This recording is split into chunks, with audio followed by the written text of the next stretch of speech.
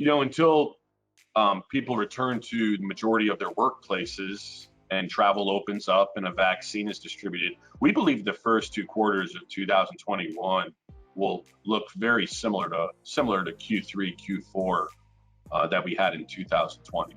I think by the middle of next year, as vaccine distribution becomes more realistic, we could hopefully see a much wider opening of activity and a lot of businesses returning to normal.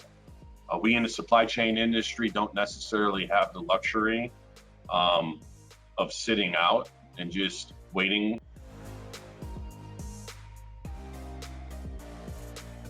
Well, with the backlog of global imports, there is just right now a delayed catch up going on in the global supply chain.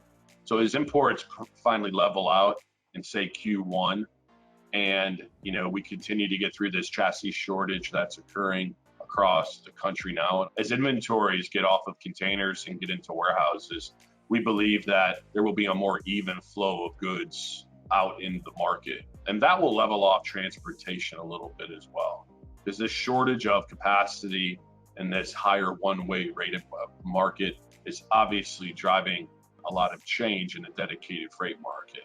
So at this point, moving into Q3, Q4, when capacity typically gets tight, we're going to kind of expect that for next year to just blend all the way through. So 2021 will definitely be a tight freight market. 2021 will definitely be an expensive freight market. And we will continue to try to support the needs of our customers as their volume requirements remain pretty uncertain going into next year. My advice to shippers would be is lock in capacity. It's too uncertain. It's getting more and more expensive. Just when we think that has capped, it's not. I would tell shippers, get that steady equipment underneath your goods so those customer demands are met. I would tell shippers to provide what level of flexibility they can for the future. But at this point, if we're expecting the next 12 months to be fairly consistent, and we're predicting the next 12 months to be a tight freight market, I would suggest that they lock in that capacity both in transportation as well as warehousing services and prepare for the immediate near future.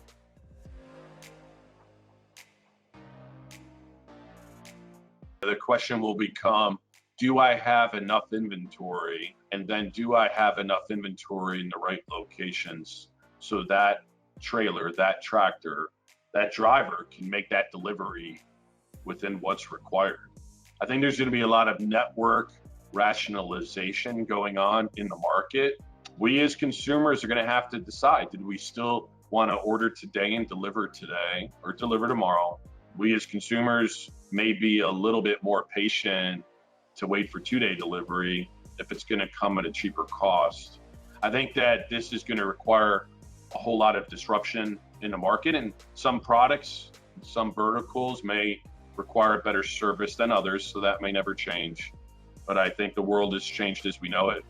We all of a sudden found a way not to travel, and we found a way to talk virtually. We all of a sudden found a way to be more patient, be more productive in some ways, work from home in some cases versus go to our offices. So I think many things have changed, and there's no doubt that transportation will change too.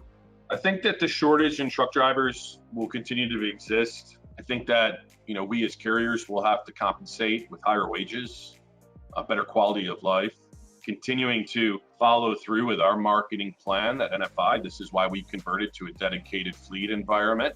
Majority of our drivers are home every night.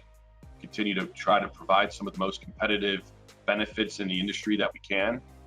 We try to provide some consistent work for our drivers, running same business, same lanes, same operations. We believe we have the best drivers. I think recruiting those new drivers, we will have to do our part as a carrier to make those positions more attractive to the labor pool out in the market.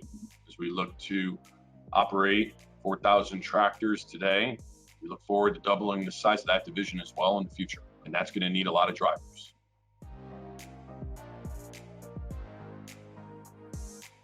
I think being proactive in our customer engagement, offering solutions to their biggest headaches, to their biggest worries.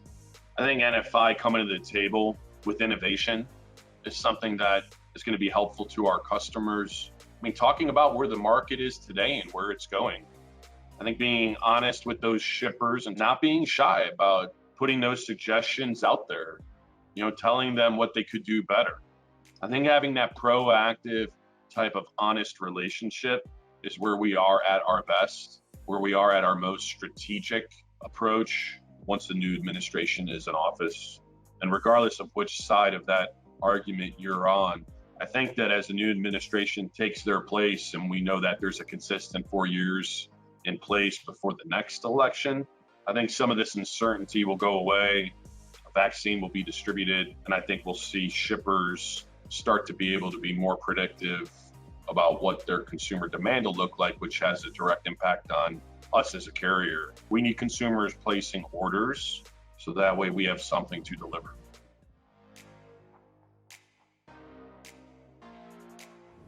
Manufacturing continues to move to this hemisphere. So it's not that there is going to be an elimination of goods being manufactured in Southeast Asia, but there is no doubt that products and manufacturing will continue to grow south of the US. And NFI plays a major role in that cross-border Mexico transportation.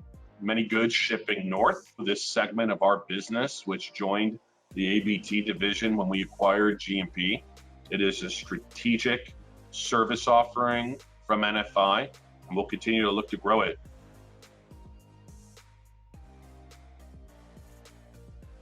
I think what I'm most excited about is during periods of time where capacity is tight and one-way rates are high, it just provides us an opportunity to grow the dedicated fleet business.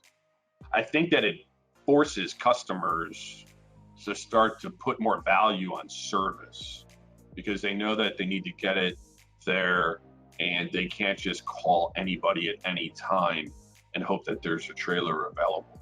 I'm most optimistic about 2021 because 2020 was a record-breaking year for us selling dedicated fleet services. So I'm excited that we were able to repeat that next year. And I'm pretty excited about the level of services that NFI continues to sell in the market. It really allows us to grow in a meaningful way. Doing 3 or 4 things for our top 25 customers is a way that NFI continues to grow, but also double the size of its business in the next 10 years.